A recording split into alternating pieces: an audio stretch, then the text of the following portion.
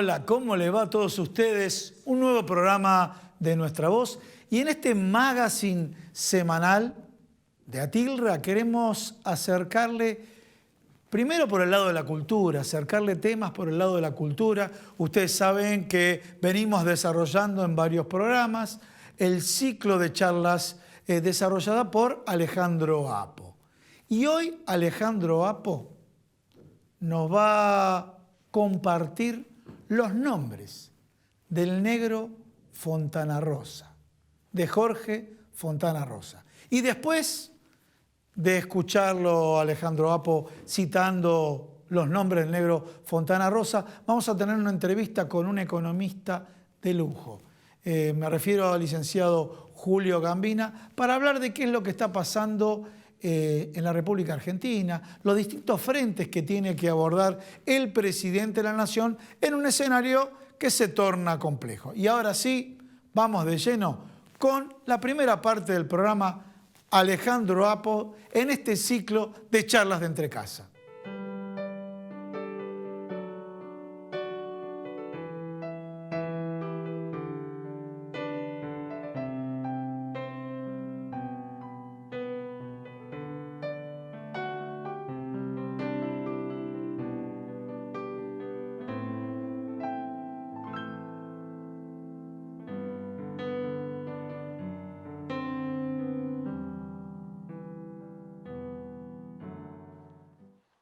Porque también la cosa está en los nombres, en cómo suenen, en las palabras, pero más en los nombres. Porque se puede estar transmitiendo agarrado el micrófono con las dos manos o con una, casi pegado el fierro a la boca, la camisa abierta, transpirada abierta, los auriculares ciñendo las orejas y las sienes como un dolor de cabeza. Y ahí valen los nombres, tienen que venir de abajo. Carraspeados, desde el fondo mismo del esternón, tienen que llegar como un jadeo, lastimarte. Tienen que ser llenos, digamos, macizos, a ver una palabra que suene mejor, nutridos, eso, nutridos.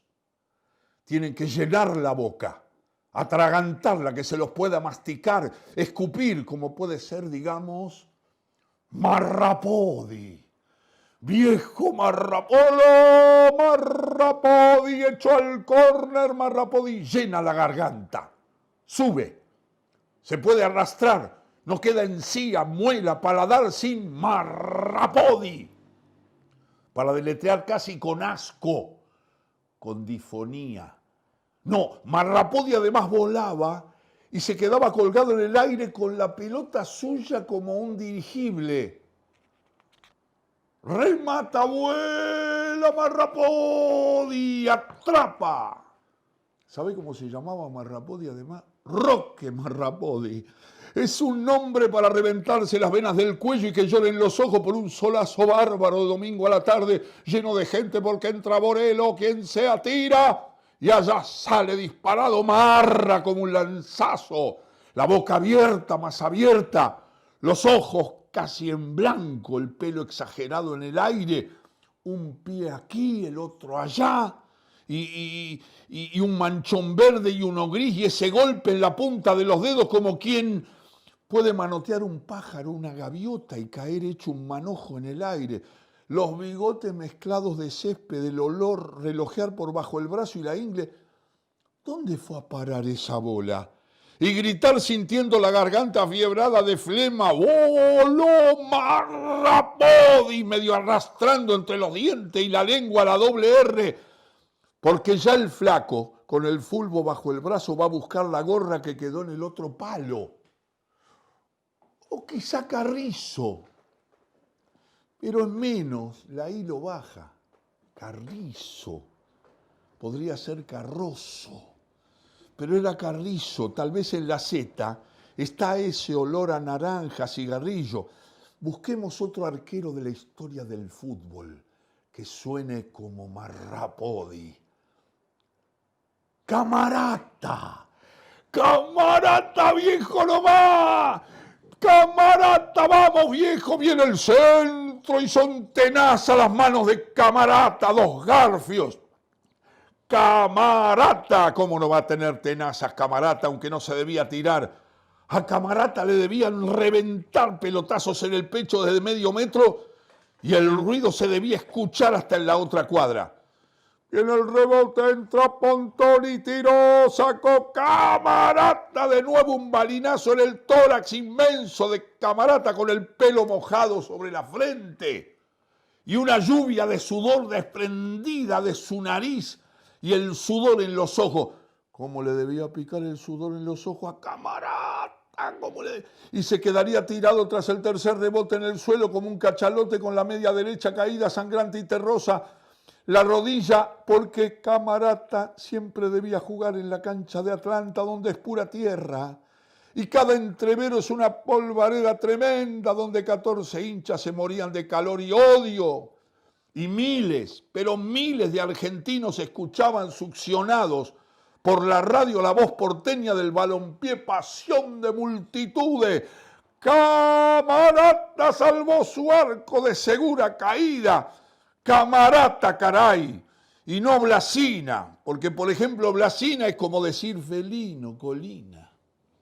Algo plástico, estético. Mirko Blasina volaba en 33 revoluciones. Ahora un brazo, después el otro, flexionar la rodilla, una gambeta blanca, pero todo en cámara lenta, muda, como un vacío que se hubiera chupado el rugido de la tribuna. Solo quedaba Blasina planeando en blanco y negro para colmo, que eso no es para hinchas, eso es para artes visuales. No se puede transmitir sin esos nombres. Ojalá estuviera Marrapodi, Camarata o Macarrata o Camarrodi. Se tira Macarrata, voló el micrófono hecho un puñal, un puñetazo sudoroso. ¿Cómo puede ser si venís relatando y te toca que la jugada termina en un arquero que se llama Luis García? ¿Vos cómo lo resolvés eso? A ver, pará. ¿Qué decís? Por ejemplo, voló García. Y te queda en la boca esa sensación de cierta adormecida como cuando uno come pastilla de menta. Voló García. Voló García.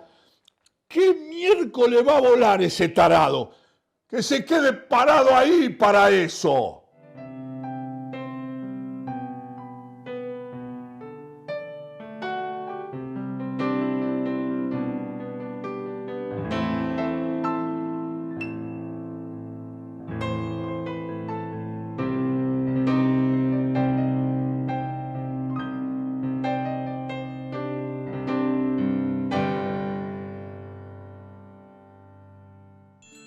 Atilra es artífice de un proyecto solidario, colectivo y social. Es una realidad que crece, se desarrolla, vive y se multiplica, pero sobre todo permanece en el tiempo. Atilra, más de 70 años sembrando de sueños el camino. Bueno, teníamos que comenzar el programa de manera relajada y realmente escuchando a un referente como es Alejandro Apo, quien cita al negro Fontana Rosa. Y ahora vamos al día a día, a los temas de la actualidad, los temas que se instalan en los medios de comunicación, que queremos saber qué es lo que hay detrás de escena. Y por eso vamos a hablar de economía, y hablando de economía, estamos en comunicación multimedial con Julio Gambina. Julio, Gustavo Idoyaga te habla, ¿cómo te va? ¿Qué tal, Gustavo? Un gustazo. Vamos a temas menos relajados, ¿no? Vamos a temas menos relajados porque la gente también necesita saber, pero hay que comenzar de alguna manera más suave. Bueno, a ver, primer tema que nos ocupa. Yo dije recientemente, de manera muy breve, todos los frentes que tiene que abordar Alberto Fernández. O sea, cuando uno juzga un gobierno, lo juzga, bueno, los 100 primeros días, pero en los 100 primeros días, le tocó un escenario de pandemia donde hay confusión en el mundo. Hay confusión por parte de la Organización Mundial de la Salud. Hay confusión y contradicción por parte de los médicos, y ahora entro a los colegas. Y hay confusión también y errores de comunicación por el lado de la economía, donde plantearon economía por un lado, salud por el otro, y bueno, con distintas teorías que se fueron refutando con el tiempo, por ejemplo, la teoría del rebaño. Y esta diatriba entre economía y salud, ¿cómo la ves vos como economista? Sí, es interesante porque, digamos, la economía no es una ciencia exacta, es una ciencia social, depende del enfoque que tenga, y no se puede disociar economía de salud, porque te diría que hay una economía política de la salud. Lo Sí, que ha señor. quedado claro, evidente, no solo para el caso argentino, sino para toda esta corriente privatizadora que hubo en el último medio siglo en todo el mundo. Lo que ha ocurrido es que aparece la pandemia y los sistemas de salud no están preparados. Empecemos por Estados Unidos. Claro. Estados Unidos, que es la potencia económica más grande del sistema mundial, el país hegemónico, tiene problemas sanitarios muy serios. Pensemos en Gran Bretaña, que es uno de los sistemas europeos más desarrollados en materia de beneficio social, en materia de salud. Un colapso total.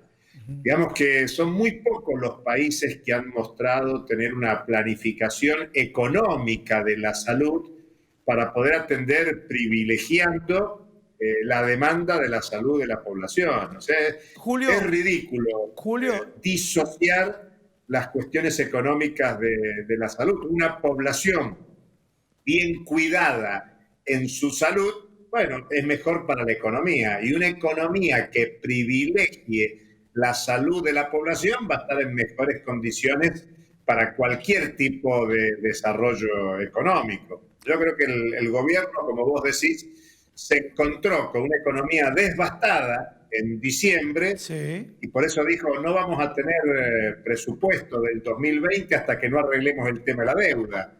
Y habían imaginado que el tema de la deuda lo iban a resolver en marzo del 2020. Ahora, detengámonos ahí, Julio, nos podemos detener ahí porque son muchos temas. A ver, ya dijiste, escenario en la cual cambió, vamos a seguir la cronología.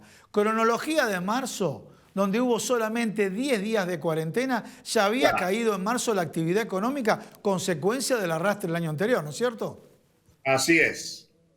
Y en abril la economía cae 26,4%. Sí. Ya es un mes pleno de cuarentena, donde además de los problemas de arrastre, tenés el tema del aislamiento social, preventivo, obligatorio, que uno, incluso con el diario del domingo, dice, bueno, Argentina se anticipó a algunos problemas preventivos y gracias a eso tiene resultados comparados con algunos países donde el tema es alarmante. Hablo de Brasil, de Chile, de Perú, de México. Ecuador, donde las cifras son gigantescas, incluso Colombia. En la comparación de América Latina, digamos, solo está mejor Paraguay, Uruguay, pero muestra que la Argentina en eso ha tenido una respuesta relativamente adecuada. bien. Pero claro, desde el punto de vista económico el impacto es fuerte y por eso hay mucha presión. Está la presión de los sectores del poder económico que necesitan que la gente, que los trabajadores, las trabajadoras vayan a trabajar porque es la forma de obtener ganancias. Pero la verdad es que hay una parte importante de trabajo irregular en la Argentina, informal, que si no hace la changa cotidiana no tiene recursos para la vida cotidiana, no alcanza con los paliativos que se dispusieron desde el gobierno nacional, me refiero al INFE. Correcto, sí. Al ingreso familiar de emergencia, que es importante para el que no tiene ingreso regular, pero que incluso es una cifra menor en función de los niveles inflacionarios, del costo de vida, pero que para el que no tiene nada, bueno, contribuye a resolver el tema. Incluso, fíjate cómo es la cuestión. El gobierno imaginó que iba a ser para 3,5 millones de personas y se terminaron inscribiendo 12 millones. Bueno, ahí está, nos detenemos ahí. Hizo un cálculo de 3,5 millones, fueron 12. ¿Qué pasó? Y lo perciben casi 9. ¿Cómo? y lo perciben casi Casi 9 millones. 9. ¿Qué fue lo que pasó ahí? Creo que lo que hay un desarme de la estructura estatal. Exactamente, claro. Estos son años de destrucción del Estado, de destrucción de las estadísticas, de los registros. Es la informalidad. Te diría que es lo que acontece con la evasión y la elusión fiscal.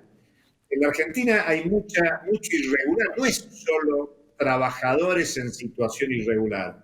Hay muchas empresas en situación irregular. Sí, sí. O sea, eso lleva a que no haya bancarización. O sea, hay mucha gente a la que se le dice, te voy a dar el IFE. Sí, hay gente, discúlpame, hay gente que no pudo percibirla porque no tenía cuenta bancaria. ¿Sí?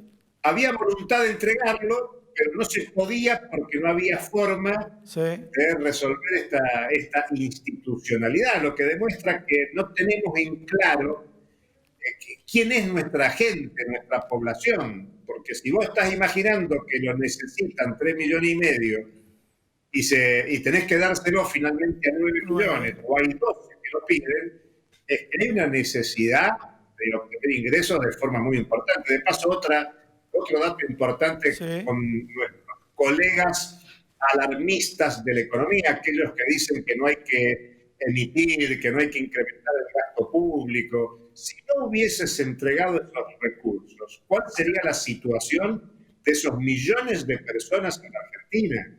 Te demuestra que no es el tema de la emisión monetaria la única causa de generación de inflación en la Argentina. Claro. Y menos mal que hay un Estado que se predispone a emitir y resolver problemas de la vida cotidiana, aunque bueno, después puede ser que se generen otros problemas macroeconómicos que habrá que atenderlo en su momento y adecuadamente.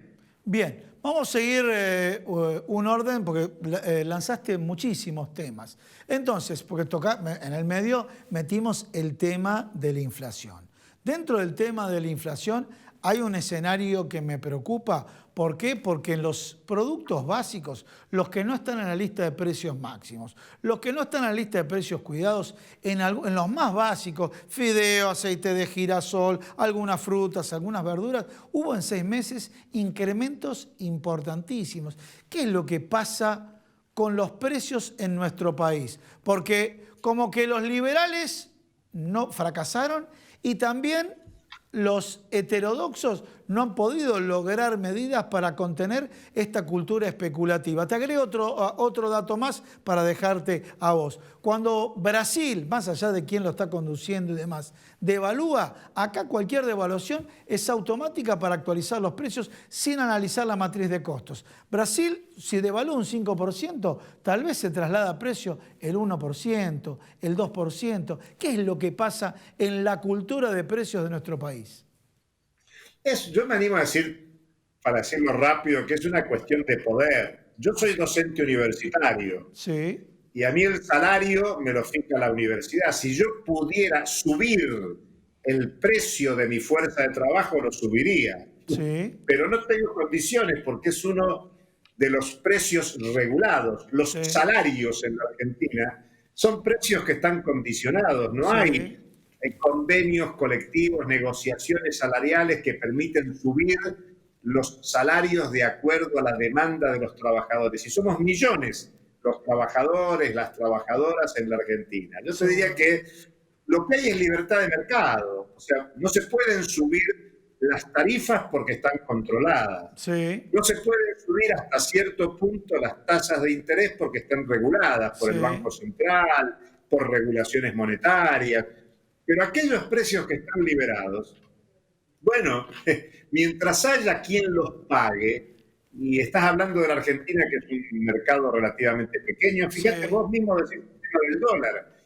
Cuando tenés distintos precios del dólar, uno es el precio oficial, otro es el precio, si vos querés comprar tus $200 mensuales, que es lo posible, tenés un gravamen sobre el precio oficial, pero también tenés el precio de mercado paralelo o ilegal, el llamado dólar blue, y aquí la gente que tiene excedente económico, porque para pagar un dólar a 130, a lo que valga, tenés que tener ese excedente. Claro. No es un precio que sirve para cualquier argentina, para cualquier argentino, sino para aquellos que tienen capacidad de acumular y de especular. Por eso los precios también son un mecanismo de especulación en esta lógica de libertad de mercado que tenés. Y el precio del dólar es un tema emblemático que, como bien decís, es el único país de la región que esto acontece. No pasa en Bolivia, ni en Brasil, ni en Chile, ni en Uruguay. Claro. Pero Ya, disculpame,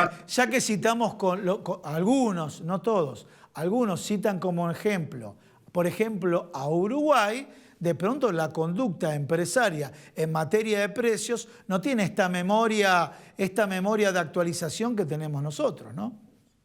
No, pero tiene que ver con políticas económicas específicas de funcionamiento nacional de la economía. La economía uruguaya es de las economías más abiertas, más liberalizadas de toda la región, Bien. con posibilidades de ingresar y salir capitales con muchas menos restricciones de las que ha habido históricamente en la Argentina.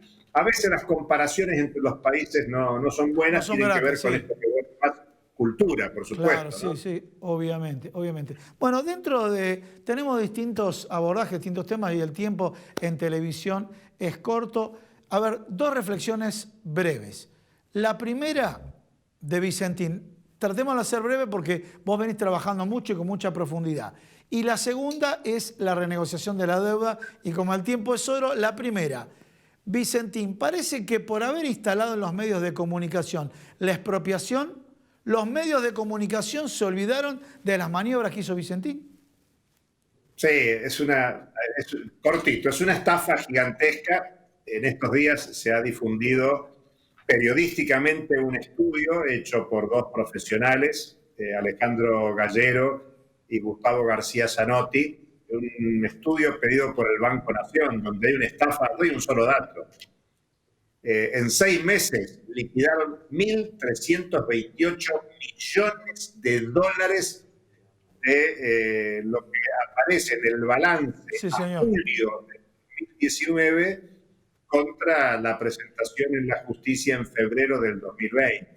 Clarísimo, Digamos, así que se licuó el patrimonio neto. Bueno, y vamos al otro tema, si te parece, el tema de la deuda. Yo dije, el presidente de la Nación tiene muchos frentes abiertos. Sabemos que uno dice, bueno, la pandemia es el mejor escenario, pero de pronto, por la herencia recibida, mirá la frase que uso, una frase que usaba Macri, pero el nivel de deuda que le dejó, como que de alguna manera tiene que cerrar para poder, si no cierra un círculo, no puede abrir otros frentes. Bueno, en este escenario de tira y afloje, contanos brevemente, porque tenemos nada más que 2 minutos, ¿qué es lo que está pasando? Mirá, brevemente el gobierno dijo, no puedo pagar. Sí. Hizo una propuesta a comienzo de año. Pero siempre, a ver, discúlpame, quiero acá porque algunos son críticos destructivos. Siempre cuando negociás, jugás al póker, decís, bueno, puedo pagar 5 y te ofrezco 2 o te ofrezco 3. Por supuesto. Se ha flexibilizado en 3 ocasiones y aparentemente los acreedores hoy están diciendo queremos mejores condiciones legales para que no haya un futuro default. Sí. No necesariamente en este gobierno, pero en un próximo gobierno que suceda al actual. Sí. Y quieren lo que se llaman endulzantes, o sea, mejores condiciones, sea en tasa de interés, en plazos, algunos beneficios. Es una negociación complicada y lo que más me preocupa, te diría, es que después de esta negociación, termine como termine, con acuerdo, sin acuerdo, viene la negociación con el Fondo Monetario Internacional. Si esta negociación es por más de 60.000 millones de dólares, con el fondo es un poquito más de 40.000 millones de dólares. Sí. Y eso es 1/3 de toda la deuda pública argentina. Claro, o sea que estamos ante una hipoteca más que complicada para el futuro. Si vos querés tener recursos para atender la deuda externa, pública, y al mismo tiempo atender necesidades de la sociedad, te la vas a ver un poquito complicada en un marco recesivo de la economía mundial. De la economía mundial. Bueno, Julio... No es un tema de Argentina solamente, hay que ver la Argentina en un marco global muy complicado. Julio, muchísimas gracias por comunicarte con nosotros. Gracias a ustedes por llamar, hasta cualquier momento. Bueno, estuvo con nosotros el licenciado Julio Gambina y así desarrollamos el programa del día de hoy. Cultura y cerramos para hablar de temas económicos. Señores, nos vemos el próximo sábado, porque el sábado tenemos una sorpresita que conmemoramos el Día del Amigo recordando hechos históricos. Así que el próximo sábado, 23:30, no te pierdas acá en Nuestra Voz Musical, que vamos a recordar a dos músicos que estuvieron en un encuentro muy lindo, un encuentro muy importante que fue el tributo a Haji. Yo ya me estoy despidiendo. Nos vemos en la sección de los días jueves, la semana que viene y este sábado acá en Argentinísima Satelital a las 23:30 horas.